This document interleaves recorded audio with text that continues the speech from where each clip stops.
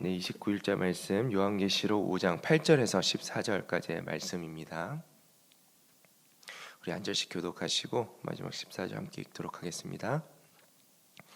그 두루마리를 취하심에 네 생물과 24 장로들이 그 어린 양 앞에 엎드려 각각 검은 고와 향이 가득한 금 대접을 가졌으니 이 향은 성도의 기도들이라.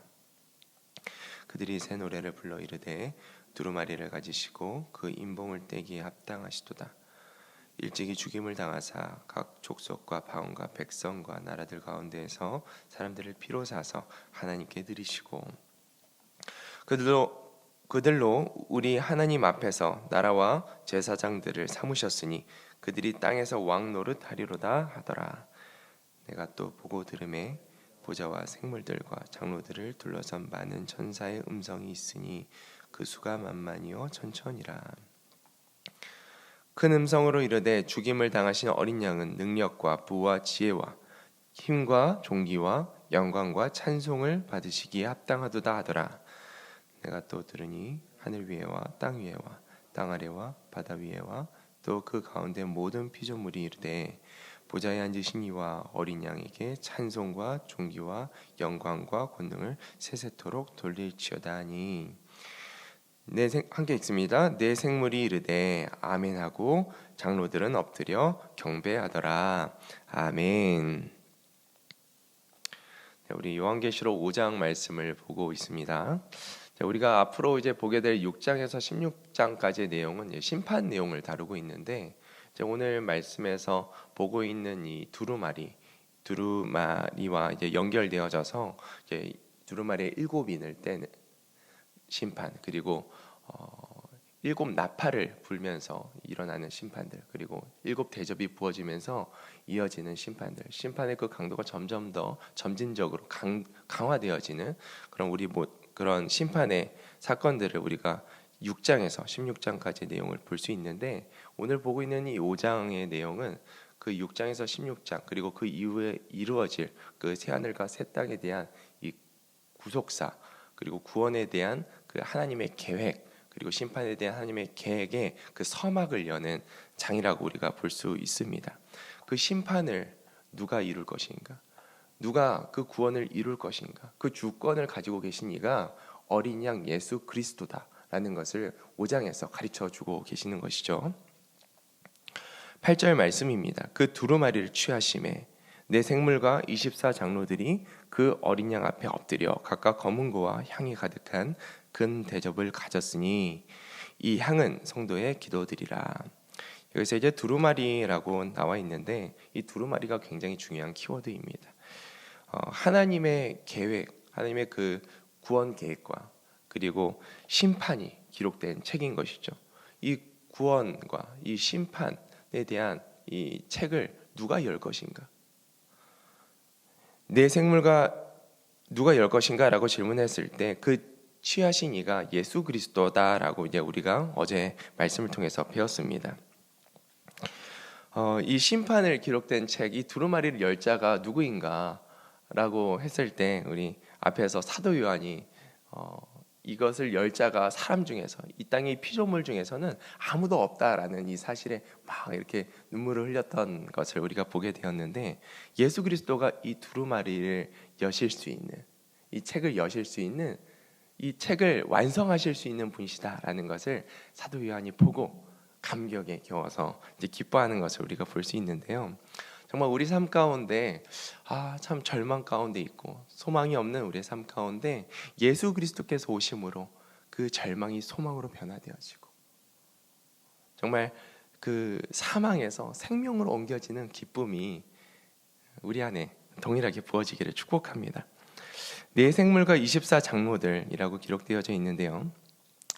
이 네 생물과 24 장로들이 어린 양 예수 그리스도 앞에 엎드려서 이제 검은 고와 향이 가득한 금 대접을 가지고 나왔다라고 이야기하는데, 이 네 생물은 이제 하나님의 그 보좌를 둘러싼 이 천상의 존재들이라고 우리가 생각하면 되겠습니다. 천사적 같은 천사의 존재들인 거죠. 그리고 24 장로들은 보통 이제 구약의 12지파, 12지파, 그리고 신약의 이제 12사도를 의미를 하는데, 이제 우리가 이제 상징적으로 이 땅의 모든 교회를 의미하는 것이구나라고 생각하면 됩니다. 다시 말해서 이 네 생물, 천상의 많은 존재들, 대표하는 그 존재들과 이 땅의 모든 교회, 하나님으로부터 하나님의 은혜로 구원받은 이 땅의 많은 성도들이 그 어린 양 앞에, 예수 그리스도 앞에 엎드려서 하나님을 예배하는 모습들을 우리가 볼 수 있다라는 것이죠.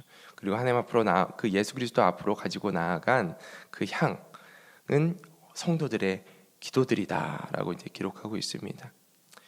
이제 향처럼 하나님 앞으로 올라가는 그 향, 그 기도를 이제 표현을 하는 것인데요. 우리의 기도가 하나님 앞으로 향과 같이 오늘도 주님 앞으로 상달되어지기를 축복합니다. 하나님께서 우리의 기도를 받으시고 예수 그리스도께서 하나님의 그 선하신 뜻을 따라서 그 뜻을 이루실 줄로 믿습니다. 9절 말씀입니다. 그들이 새 노래를 불러 이르되 두루마리를 가지시고 그 인봉을 떼기에 합당하시도다. 일찍이 죽임을 당하사 각 족속과 방언과 백성과 나라 가운데에서 사람들을 피로 사서 하나님께 드리시고 그들이 새 노래를 불렀다라고 기록하고 있습니다. 우리가 새 노래를 잠깐 묵상해 보면 우리가 찬양을 참 많이 부르죠. 그런데 믿음이 있는 자도 믿음이 없는 자도 다 같이 이 새 노래, 그러니까 다 같이 노래를 부를 수 있습니다. 하나님을 찬양하는 노래를 부를 수 있는데 언제 우리의 노래가 새 노래가 되냐면 하나님의 구원의 그 사건, 예수 그리스도가 우리를 위하여 그 구원을 완성하셨고 예수 그리스도의 그 은혜로 말미암아 우리가 하나님 나라에 들어가는 하나님의 백성이 되었구나라는 것을 깨달을 때 우리가 평소에 부르는 이 노래가 새로운 노래로 변화되어지는 것입니다. 이전과는 다른 노래가 되어지는 것이죠. 믿음 안에서 불러지는 그 노래, 지금 이 백성들이 하나님을 둘러싼 그 하나님의 보좌, 예수 그리스도의 그 보좌를 둘러싼 이 사람들, 그리고 구원받은 백성들, 그리고 천군 천사들이 믿음 안에서 하나님을 높여 찬양하는 그 모습들을 우리가 볼 수 있는 것이죠. 이 새 노래를 올려드리는 우리의 삶이 되기를 축복합니다. 두루마리를 가지시고 그 인봉을 떼기에 합당하시도다. 오직 예수 그리스도만이 그 구원의 사건을 다루고 있는 그 두루마리를 떼시기에 합당하시다라고 이야기하는 것이죠. 오직 예수님만이 그 두루마리를 가지시고 그 인을 뗄 수 있다라는 그 의미는 우리가 두 가지로 생각해 볼 수 있는데, 오직 예수님만이 모든 인류를 구원하실 수 있는 유일한 소망이다. 그리고 두 번째는 하나님의 계획을 이루실 자격이 오직 예수님만 가지고 계시다라는 의미입니다. 다시 말해서 우리가 앞에서 이제 말씀을 읽었던 것처럼 요한이 왜 울었습니까? 인간에게는 스스로 그 심판과 그 구원의 은혜를, 심판을 피해서 그 구원의 은혜를 누릴 수 있는 자격이 없기 때문에, 그 심판을 피할 수 있는 그 자격이 없기 때문에 울었던 것이죠. 누가 이 심판을 피할까?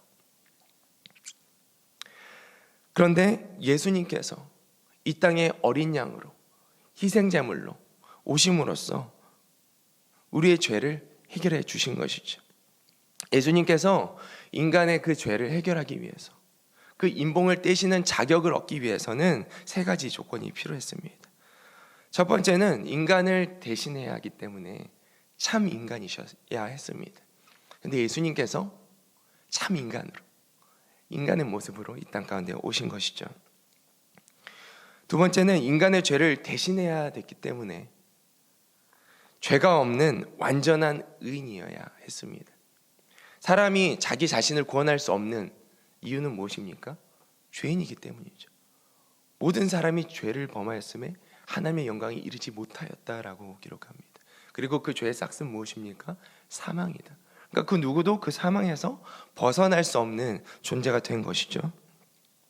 그런데 죄가 없는 완전한 의인으로서 예수 그리스도께서 이 땅 가운데 오셨기 때문에 이 인봉을 떼실 자격이 되셨다.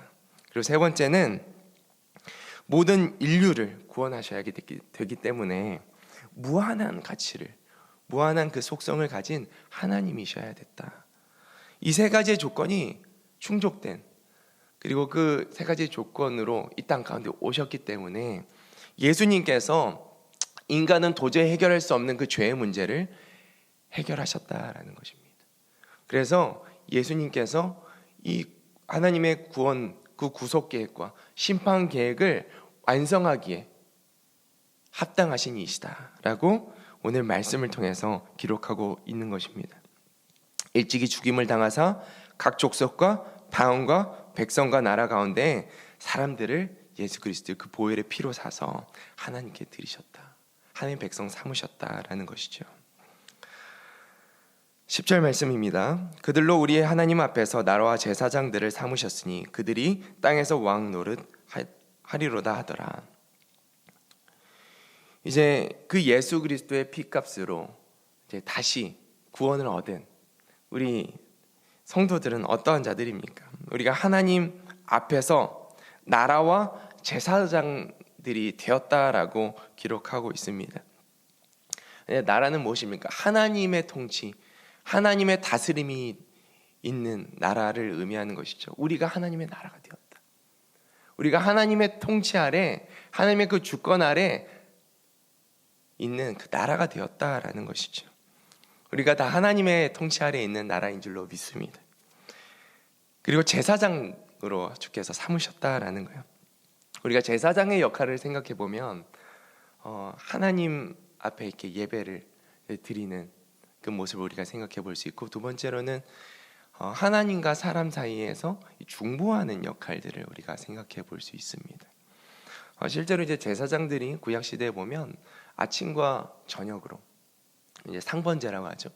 매 그 아침과 저녁마다 이제 양을 가지고 와서 이스라엘 백성들을 위해서 제사를 드리고 하나님 앞에 예배드렸던 그 중보자의 역할들, 그리고 항상 그 제사를 드릴 때 앞장서서 하나님과 사람 사이에서 그 중보의 역할, 중간다리의 역할들을 했던 것을 우리가 보게 되죠. 지금 이 제사장을 우리를 제사장 삼으셨다라는 것은 하나님께서 우리로 하여금 예배를 드리는 예배자와, 그리고 이 땅에 하나님을 모르는 자들과, 그러니까 하나님 사이에서 하나님과 인간 사이를 또 연결지어질 수 있는, 그들을 위하여 중보할 수 있는 중보자로 삼으셨다라는 것을 우리가 기억할 수 있습니다. 우리가 이 제사장으로서의 역할들을 온전히 감당하길 원합니다. 하나님을 늘 예배하며, 그리고 이 땅에 하나님을 모르는 자들 가운데 하나님을 증거하고 하나님께로 그들을 인도하는 그 중보자의 역할들을 온전히 감당하는 제사장들이 되기를 축복합니다. 그들이 땅에서 왕노릇하리로다라고 이야기합니다. 그리고 왕노릇하면 두 가지로 또 생각해 볼 수 있습니다. 첫 번째는 이 현재적 통치, 그리고 두 번째는 미래적 통치입니다. 현재적 통치는 우리가 이미 이제 하나님의 자녀로서 하나님 왕의 자녀가 되지 않았습니까? 예수 그리스도의 권세를 힘입어 이제 이 땅에서부터 왕의 권세를 누리는 자가 되었다라는 거, 현재적 통치죠. 이 땅에서 왕의 권세를 가지고 악한 권세들을 깨뜨리고 죄와 사망을 깨뜨리고 이 땅에서 하나님 나라를 확장해가는 하나님의 자녀 왕의 권세를 가진 자가 되었다. 이것이 왕노릇하는 것이죠. 그리고 더 나아가서는 미래의 통치, 새하늘과 새 땅에서 하나님과 함께하는, 하나님과 왕의 그 권위를 누릴 수 있는 왕의 자녀가 되었다라는 것을 의미합니다. 우리가 왕노릇하리로다. 그 은혜를 예수 그리스도께서 허락하신 것이죠. 예수 그리스도께서 우리를 위하여 십자가에서 죽으심으로 우리 안에 제사장으로서, 하나님의 나라로서 하나님의 자녀의 그 왕된 그 권세를 허락해 주신 것이죠. 우리가 그 은혜를 잊지 않기를 소망합니다. 그리고 그 은혜를 입은 자로서, 나라로서, 하나님의 제사장으로서, 왕으로서의 그 삶을 사는 우리 모두가 되기를 축복합니다. 11절 말씀입니다. 내가 또 보고 들으매 보좌와 내 생물들과 장로들을 둘러싼 많은 천사의 음성이 있으니 그 수가 만만이요 천천이라. 우리가 그 상황을 이제 그려보았으면 좋겠습니다. 사도 요한이 보고 또 들었는데 그 하나님의 보좌, 그리고 그 주위에 둘러싼 그 천사들, 그 주위에 둘러싼 그 수많은 성도들, 그리고 그 둘러선 많은 천사들 음성이 있는데 그 수가 만만이요 천천이요 헤아릴 수 없는 수의 천사들, 피조물들이 하나님의 보좌를 둘러싸고 하나님을 높이고 하나님을 예배하고 있다라는 것이죠. 그것을 요한이 보았다라는 것입니다. 무엇을 노래하고 있습니까? 12절 말씀이지요. 그 음성으로 이르되 죽임을 당하신 어린 양은 능력과 보와 지혜와 힘과 존귀와 영광과 찬송을 받으시기에 합당하도다. 예수님이 찬양받기에 합당하신 분이심을 최고의 표현들로 이 수많은 피조물들이 하나님을 높이고 있는 것입니다. 예수님께서 십자가에서 죽으심으로 인류의 모든 죄를 담당하셨고 속량하셨다. 하나님 예수 그리스도, 오직 예수 그리스도 한 분만 높임 받으시옵소서라고 높여드리고 찬양하고 있는 모습입니다. 13절 말씀입니다. 내가 또 들으니 하늘 위에와 땅 위에와 땅 아래와 바다 위에와 또 그 가운데 모든 피조물이 이르되 보좌에 앉으신 이와 어린 양에게 찬송과 존귀와 영광과 권능을 세세토록 돌릴지어다. 이제 우주적 찬양으로 나아가고 있는 거예요. 온 우주 만물이 하나님과 어린 양 예수 그리스도를 찬양하는 모습을 확장해서 이제 보여주고 있는 것이죠. 그 권능과 찬송과 존귀와 영광과 권능을 그 어린 양 예수 그리스도께 세세토록 끝이 없이 영원토록 찬양할지어다, 돌릴지어다라고 이제 높여드리고 있는 것입니다. 지금 이제 세세토록, 이 영원토록 하나님께 돌릴지어다라는 것을 우리가 생각했을 때 두 가지를 좀 묵상해 볼 수 있는데, 첫 번째는 이 하나님의 통치가 우리 삶 가운데 영원토록 이루어지는 것이구나.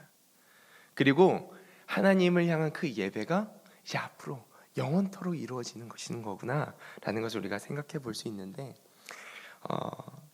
하나님의 통치를 우리가 이미 시작된 그 하나님 통치를 온전히 누리고 있는지를 우리 한 번 더 생각해 보았으면 좋겠습니다.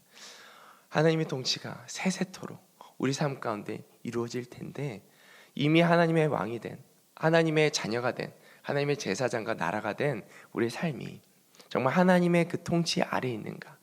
만약 우리 삶 가운데 하나님 통치 밖에서 내가 왕되어서 다른 것이 내 삶을 통치하고 있지는 않은가? 점검하고 다시 한번 그 하나님의 통치 아래 들어가는 우리의 삶이 되기를 축복합니다.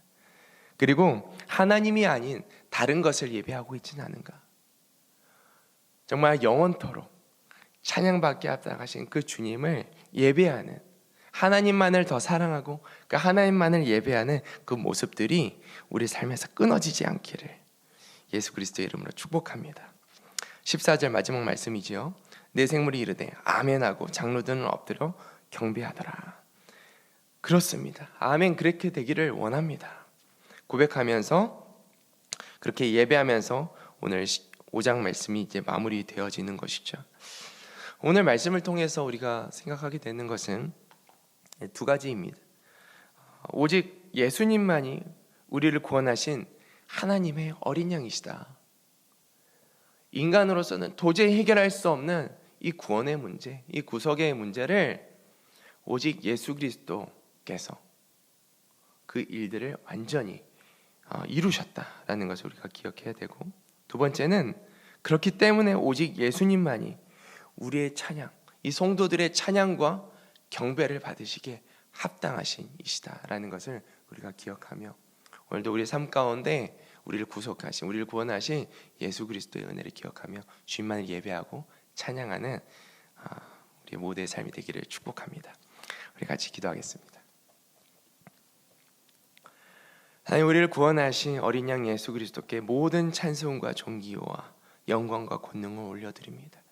주님, 주님께서 우리를 구원하셨음을 우리가 잊지 않고 오직 예수 그리스도께만 찬양드리고 예배드리는 우리 삶이 되게 하여 주시옵소서.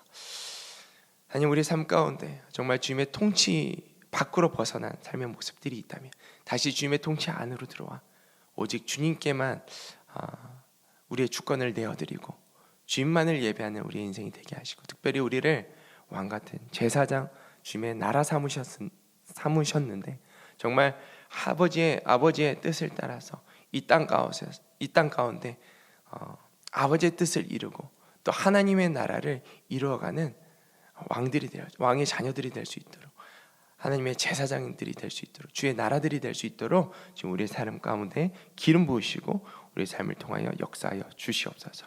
우리 구주 예수 그리스도의 이름으로 기도드립니다. 아멘.